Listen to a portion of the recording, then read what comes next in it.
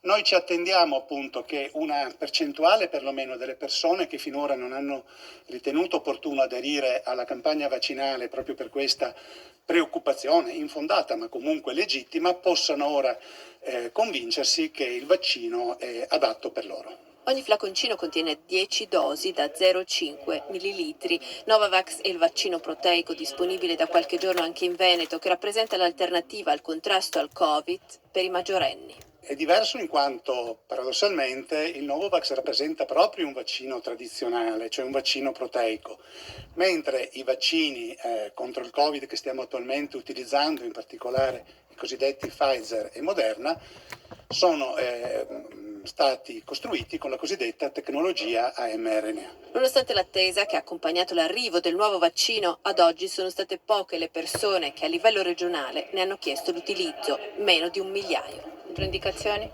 Le controindicazioni: sembra un vaccino ben tollerato, tende a dare della reattività locale che si esaurisce normalmente nell'arco di 1 o 2 giorni, non sono state segnalate particolarmente reazioni allergiche, reazioni anafilattiche, è un vaccino che per i dati a nostra disposizione si può ritenere sicuro al pari di ogni altro vaccino tradizionale.